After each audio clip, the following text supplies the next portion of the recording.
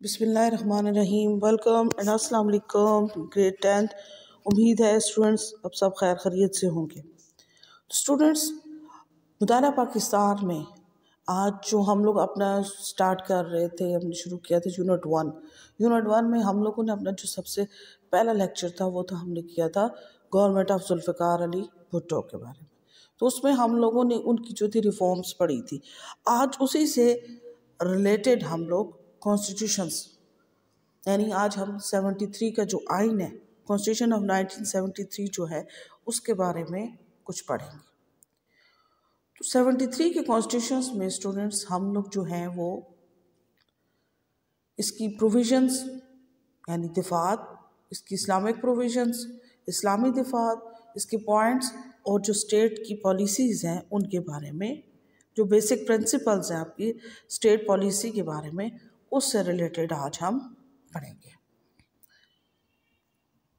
सबसे पहले आज जो हम पढ़ेंगे 73 के कॉन्स्टिट्यूशन में उसका स्टेट के डेफिनेशंस पढ़ेंगे, कॉन्स्टिट्यूशंस की डेफिनेशन पढ़ेंगे, फिर उसके बाद हिस्टोरिकल बैकग्राउंड होगा, कॉन्स्टिट्यूशन ऑफ 1973 के बारे में पढ़ेंगे कि उसका ओरिजिन कैसे हुआ, फिर उसकी प्रोविजंस पढ़ेंगे, इस्लामिक प्रोविजंस पढ़ेंगे, अमेंडमेंट ऑफ कॉन्स्टिट्यूशंस पढ़ेंगे, कंक्लूजन पढ़ेंगे, स्ट्रेटेजिक एनालिसिस पढ़ेंगे।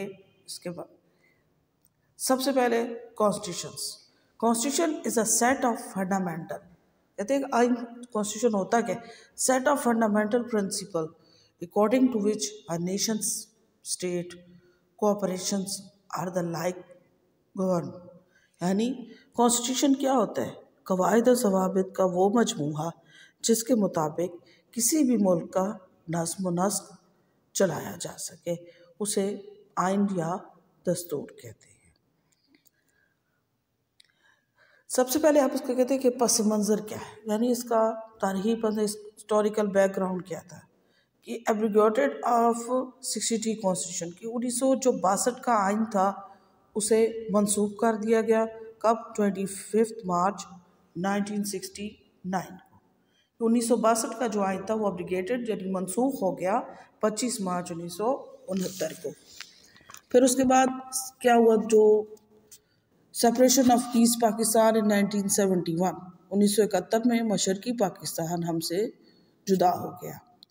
Yahya Khan resign and hand over government to Zulfikar Ali Bhutto.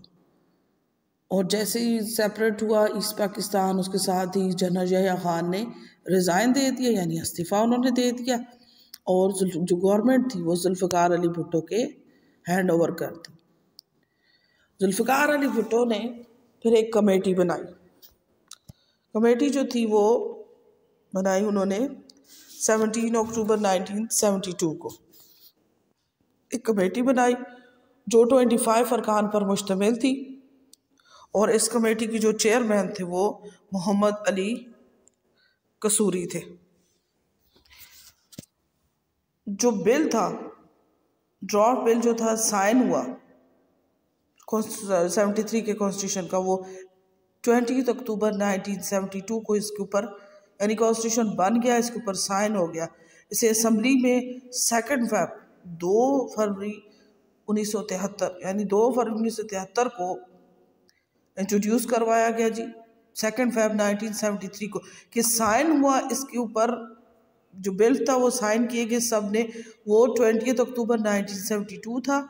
इसको असम्बली में जो इंट्रोड्यूस करवाया गया वो 2 फरवरी 1973 था और उसको पास हो गया एनोनिमसली बगैर किसी चीज़ के, वो पास हुआ 19 अप्रैल 1973 को, यानी पेश हुआ 20 अक्टूबर 1972 को, इंट्रोड्यूस असम्बली में हुआ 2 फरवरी 1973 को, पास हुआ बिल 19 अप्रैल 1973 को एंड इन्फोर्स फ्राम 14 अगस्त 1973 और मुल्क में ये नाफिज हुआ 14 अगस्त 1973 को।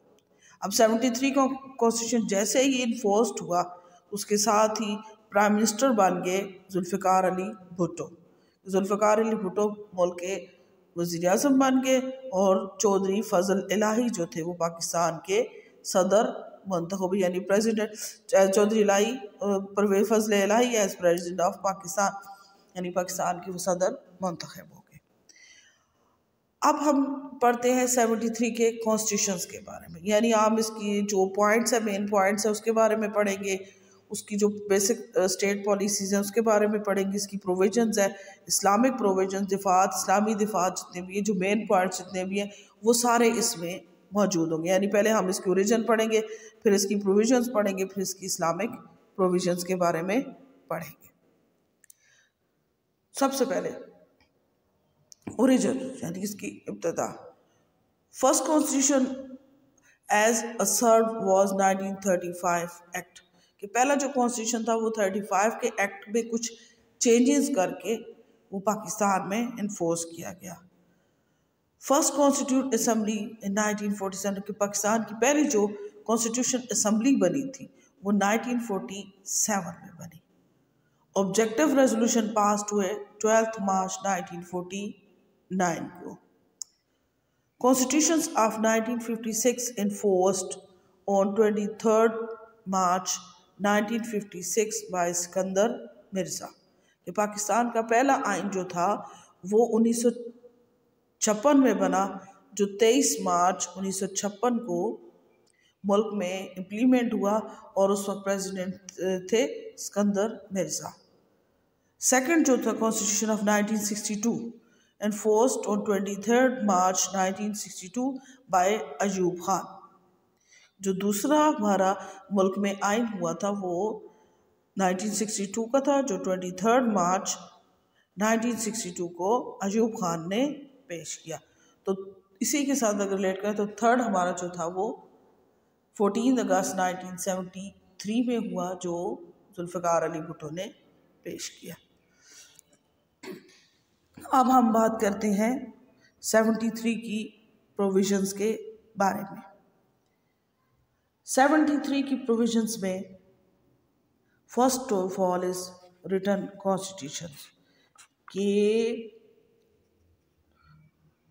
सबसे पहली चीज़ हमारे पास आ गई है कि according to 73 constitutions our constitution should be a written form, कि हमारा जो आइन है वो तहरीरी शक्ल में है और इसको 25 जो हमारे मेंबर्स थे उनकी एक कमेटी थी जिसने बाकायदा तौर पर इसको मंजूर किया और इसको नाफिज किया।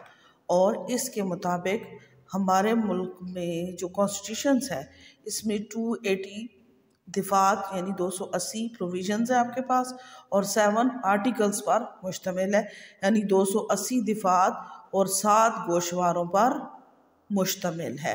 हमारा मुल्क जो है का जो कॉन्स्टिट्यूशन है 73 का, एक तो ये रिटन फॉर्म में है यानी ये तहरीरी है, लिखा हुआ है, और इसमें हमारे पास 280 प्रोविजंस है और ये 7 आर्टिकल्स पर मुश्तमिल है। The second one is introducing and the objective resolution, कि जो हमारे पास जो इंट्रोड्यूस किया गया किसको, ऑब्जेक्टिव रेजोल्यूशंस को प्रियम्बल के तौर पे। The preamble of the constitution declare that sovereignty over the entire universe belong to almighty Allah alone, कि जो खुदा ताला जो है हमारे इक़्तिदार आला का मालिक है एंड जो कुछ दिया हुआ है वो and the authority to be exercised by the people of Pakistan with the limits prescribed by him in a scartus, कि हम उनके जो उनको एक हद में रहकर हम इस चीज़ को इस्तेमाल करते हैं। सेकेंड वन पे है कि introductory and the objective resolution, जो ऑब्जेक्टिव रेजोल्यूशन थे करारदाद जो मकासद थे उन्हें जो है वो भी इसको जो बाकी कॉन्स्टिट्यूशंस में भी इसको शामिल किया गया और बाद में इसको एक अमेंडमेंट के ज़रिए इसे 73 के कॉन्स्टिट्यूशन का पार्ट बना दिया गया। Third one is rigid constitution, कि पाकिस्तान का जो है वो आइन जो है रिजिड है, लेकिन इसको इस तरह हम नहीं कह सकते कि बहुत ज़्यादा रिजिड है, बल्कि ये रिजिड और फ्लेक्सिबल के दरमियान में, कि ना तो बहुत आसानी के साथ इसमें तब्दीली लाई जा सकती है और ना ही इतना फ्लेक्सिबल है कि इसमें बहुत जल्दी उसमें तब्दीली हो सके। फंडामेंटल राइट्स जो थे, नेक्स्ट फंडामेंटल राइट बुनियादी हकूक़, तो 73 की कॉन्स्टिट्यूशन के मुताबिक अवाम को बुनियादी हकूक दिए गए, यानी उन्हें फंडामेंटल राइट्स दिए गए कि मुकर्रना को कानून साजी का अख्तियार हासिल नहीं, जो आइन में दिए गए जो आपके फंडामेंटल राइट्स हैं। कि constitution recognized the fundamental rights of the peoples, कि उसने जो आवाम जो हैं उनके बुनियादी हकूक़ की ज़मानत दी है। And the legislature is determined any right to act legislation that what is these fundamental rights, और जो हमारे पास मुकन्नना है उसको कानून साजी का अख्तियार हासिल नहीं कि जो आइन में दिए गए बुनियादी हकूक़ के ख़िलाफ़ कोई भी काम करे। नेक्स्ट आ जाता है हमारे पास पार्लियामेंट्री फॉर्म ऑफ गवर्नमेंट, यानी पार्लिमानी तर्ज़ हुकूमत। According to 73 constitution, the constitution has a parliamentary character, कि जो हमारा आइन है वो 73 का वो पार्लिमानी तर्ज़ हुकूमत पर मबनी है। And the prime minister who is the head of the government is a member of the parliament elected by and responsible to the parliament. ये जो हमारा जो कौमी असम्बली की अक्सरियत जो होती है उसकी हमायत से मुंतखब जो होता है वज़ीर-ए-आज़म वो असल अख्तियारात का मालिक होता है, और जो प्रेसिडेंट होता है वो तो सिर्फ बराए नाम होता है। और जो वो लिए जाते हैं जितने भी जो कैबिनेट के जितने भी मेंबर्स होते हैं वो सारे के सारे पार्लियामेंट से लिए जाते हैं, और वही सारे मिलकर पार्लियामेंट बनाती है। यानी प्राइम मिनिस्टर और जो उसकी कैबिनेट होती है वो सारे मिलकर constitution made up of parliamentarians, वो सारे पार्लियामेंट्स को बनाते हैं। इंडिपेंडेंस ऑफ जुडिशरी, आज़ाद अदलिया। 70 अकॉर्डिंग टू 73 कॉन्स्टिट्यूशन जो जुडिशरी है उसे इंडिपेंडेंट रखा गया, कि उसे इंडिपेंडेंस रखा गया है कि वो बिल्कुल जो है वो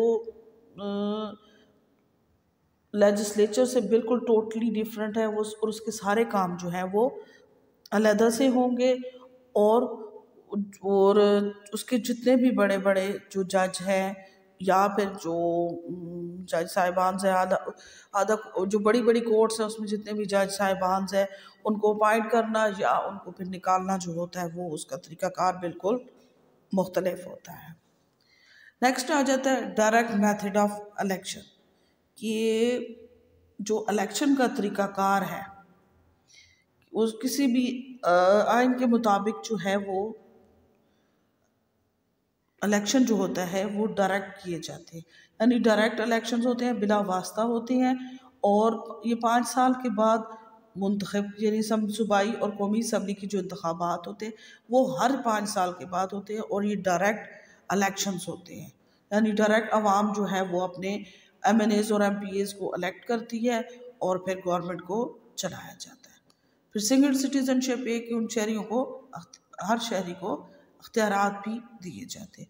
नेशनल लैंग्वेज जो कौमी ज़बान है, नेशनल लैंग्वेज हमारी जो है वो है उर्दू, कि उर्दू जो है वो हमारी कौमी ज़बान है और वही चारों सूबों के दरमियान राब्ते की अहम ज़बान है। रूल ऑफ लॉ है कि कोई भी ऐसा काम जो आइन के ख़िलाफ़ होगा उसे नहीं माना जाएगा। कोई काम जो है वो आइन के मुनाफी नहीं किया जाएगा, और सुपरमेसी सिर्फ कानून की होगी। बाय कैमरल लेजिस्लेचर, 2 ऐवानी मुकर्ररा। According to 73 constitution bicameral legislature है, यानी 2 पार्ट्स पे मुश्तमिल है। One is senate and the second one is national assembly. 2 parts में इसको डिवाइड किया गया, हाउस ऑफ कॉमन और हाउस ऑफ लॉर्ड्स। ये 2 पार्ट्स में डिवाइड है, बाय कैमरल लेजिस्लेचर है। प्रोविजनल जो स्ट्रक्चर्स है हमारे सूबाई भी है कि सूबों को भी अख्तियारात दिए जाते हैं लेकिन मरकज़ मजबूत होता है। हाई ट्रेजन, जो भी गद्दारी करेगा उसको करार वाकई सज़ा दी जाएगी, और इसके साथ ये भी है कि जिस तरह 62 और 56 का जो कॉन्स्टिट्यूशन था उन्हें एब्रोगेटेड किया गया था, उन्हें मनसूख कर दिया गया था। तो उन्होंने कहा था कि जो शख्स भी 73 के कॉन्स्टिट्यूशंस को एब्रिगेट करेगा, इसे मनसूख करने की कोशिश भी करेगा, उसे गद्दार करार देते हुए करार वाकई सज़ा दी जाएगी। नेक्स्ट आ जाता है हमारे पास इस्लामिक प्रोविजंस। इस्लामिक प्रोविजंस, इक़्तिदार आला। इक़्तिदार आला का मालिक कौन है? हमारे पास खुदा ताला की ज़ात है कि अल्लाह ताला की ज़ात जो है वो सबसे अहम है और हम लोग जो है उन्हीं के बताए हुए असूलों के मुताबिक ज़िंदगी गुजारते हैं। प्रोविजंस के बाद अब आ गया जी इस्लामिक प्रोविजन। इस्लामिक प्रोविजन में सबसे पहले आ जाते हैं आपके पास सॉवरेंटी बिलोंग टू अल्लाह, यानी हकमियत आला।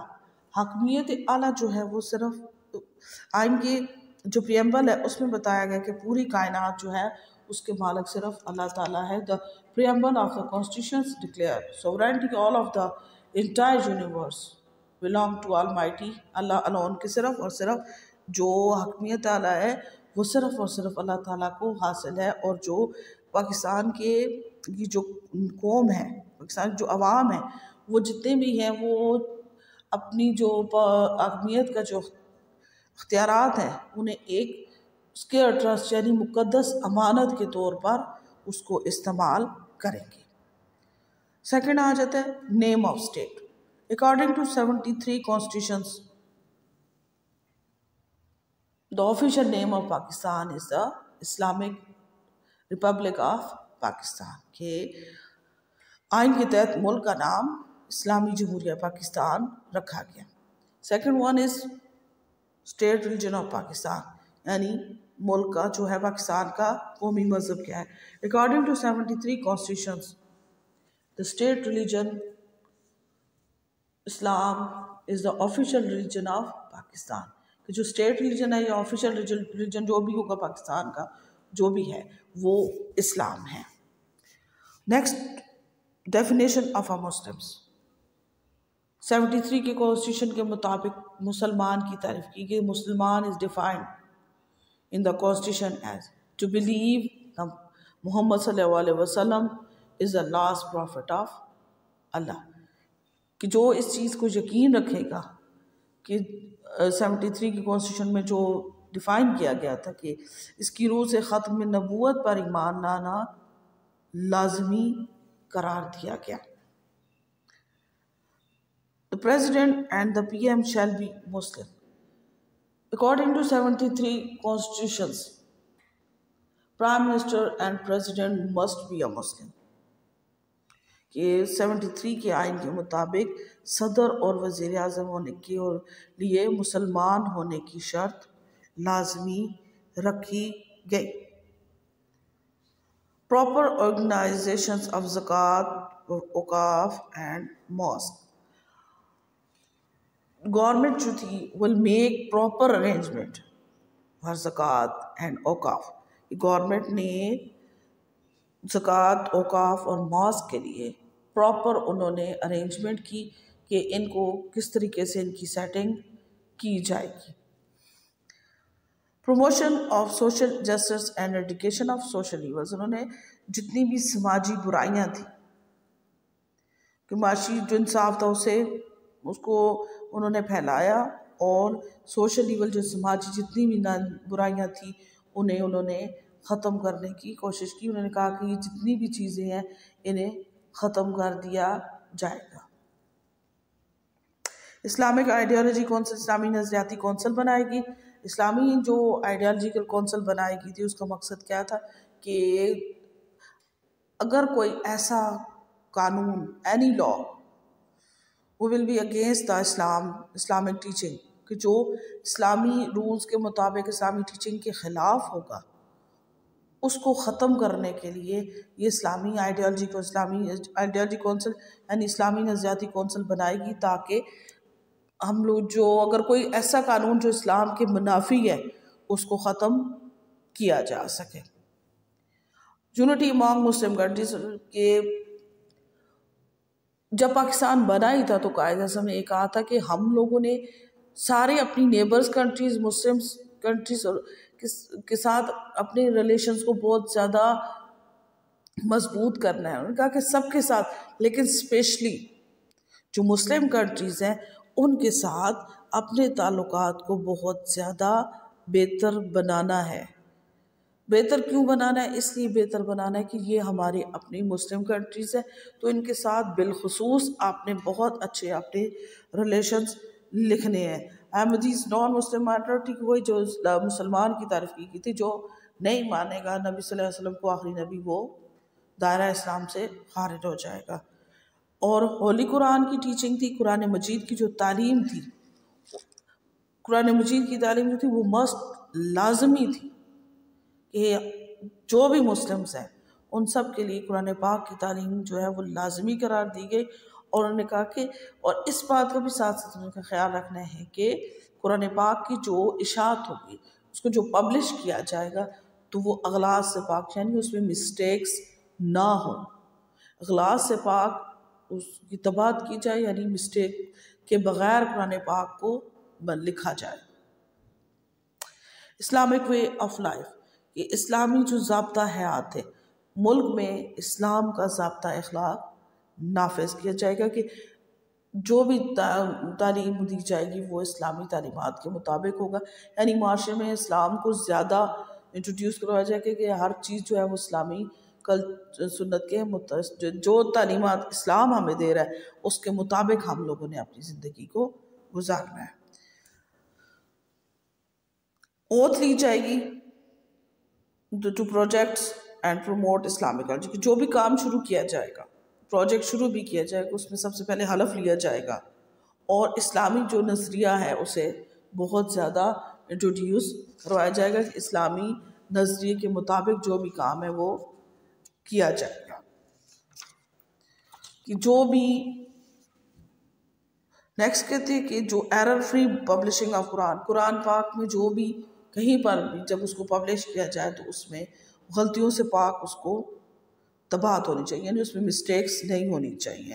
वेलफेयर स्टेट बनाई जाएगी, एक ऐसी स्टेट जहाँ पर जो लोगों के लिए काम कर सके, उन्हें हर चीज़ की सहूलतें मैसर कर सके और उनका जो मेयार ज़िंदगी है उसे बेहतर बनाया जा सके और दौलत को चंद हाथों में ना सिमटने दिया जाए, बल्कि वो सिर्फ वेलफेयर स्टेट जो होती है वो लोगों की फलाह और बहबूद के लिए होती है, तो वेलफेयर स्टेट जो है उसे काम किया जाएगा। प्रोटेक्शन ऑफ माइनॉरिटीज़, जो स्टार से अगर हम लोग देखते हैं कि हम लोग अगर सबसे पहले देखते हैं नबी सल्लल्लाहु अलैहि वसल्लम का खुतबा हिज्जतुल विदा, अल्लाहुम्मा सल्लि अला मुहम्मद, कि नबी सल्लल्लाहु अलैहि वसल्लम का जो खुतबा हिज्जतुल विदा देखते हैं तो उसमें भी हम लोग को माइनॉरिटीज़ के राइट्स के बारे में बहुत सा बताया जाता है। तो फिर जो हमारे कॉन्स्टिट्यूशन थे 56 का था, 62 का था, उसमें भी शामिल थे। उसके साथ अब जो 73 का जो कॉन्स्टिट्यूशन बनाया गया उसमें भी माइनॉरिटीज़ को बहुत ज़्यादा राइट्स दिए गए। और इस्लामी इक़दार का भी, इस्लामिक वैल्यूज़ जो थे उनका भी उन्होंने कहा कि बहुत ज़्यादा जो है उसको, इस्लामिक वैल्यूज़ को बहुत ज़्यादा प्रमोट किया जाएगा और आगे के जो है अब इस्लामी तालीमात के मुताबिक हर चीज़ को जो है वो आगे बढ़ाया जाए। इंटरेस्ट फ्री बैंकिंग भी, ये सूद से पाक बैंकारी का जो निज़ाम है उसे प्रमोट किया जाएगा। अब हम लोगों ने तो पढ़ी प्रोविजंस के बारे में, अब कहते हैं कि अमेंडमेंट ऑफ कॉन्स्टिट्यूशंस के किस तरीके से आइन में तब्दीली की जा सकती है और अब तक कितनी तब्दीलियां हमारे आइन में हो चुकी हैं। तो constitutions can be amendment only by 2/3 majority of members of national assembly, कि 2/3 जो अक्सरियत होती है नेशनल असम्बली की, उसके ज़रिए आइन में तब्दीली की जा सकती है। और अभी तक हमारे आइन में 21 यानी 21 तब्दीलियाँ हो चुकी हैं, तरमीम्स हो चुकी हैं। ठीक है, अब कंक्लूजन है कि 73 का जो कॉन्स्टिट्यूशन था वो स्टेट पॉलिसी के मुताबिक बनाया था और ज़्यादा से ज़्यादा कोशिश की गई थी कि वो कॉन्स्टिट्यूशन को इम्प्रूव किया जाए लाइक अदर कॉन्स्टिट्यूशंस। 73 का जो कॉन्स्टिट्यूशन था उसमें ज़्यादा जो है वो चीज़ों की ज़मानत भी दी गई थी, propagation and enforcement of Islamic ideology, और इस्लामी जो तालीमात, इस्लामिक आइडियोलॉजी नज़रियात जो इस्लामी नज़रिए को ज़्यादा प्रमोट किया था। वो कहा गया था कि ज़्यादा से ज़्यादा जो है इस्लामी तालीमात के मुताबिक जो है वो कॉन्स्टिट्यूशन ऐसा होना चाहिए कि ज़्यादा मुल्क जो है वो इस्लामी तालीमात के मुताबिक ज़िंदगी को गुजार सके। अब स्ट्रेटजिक एनालिसिस अगर हम इसका करते हैं तो सबसे पहले कहते हैं कि ठीक है जी, बात सही होगी, रिटन कॉन्स्टिट्यूशन था, तहरीरी था, बेटर देन अदर कॉन्स्टिट्यूशन, दूसरे कॉन्स्टिट्यूशन के मुकाबले में बेहतर था, फ्लेक्सिबल था, यानी कुछ गुंजाइश थी कि चेंजिंग कर सकते थे इसमें। फंडामेंटल बुनियादी हकूक़ की ज़मानत दी गई थी, डेमोक्रेसी यानी जमहूरियत को सपोर्ट किया गया था, और ऑब्जेक्टिव रेजोल्यूशन को जो था वो आइन का हिस्सा बना दिया गया था। उसके साथ है जी के according to Islam but not followed की, उसने कहा कि सारी चीज़ें जो है इस्लामी तालीमात के मुताबिक की जाएंगी, लेकिन सब जो है वो उस सब पे अमल नहीं किया जा सका। All amendment only for political benefits, कि जितनी भी तरमीम हुई वो सारी की सारी सिर्फ सियासी मफादात के लिए की गई, not for a common man, वो किसी आम आदमी के लिए नहीं थी।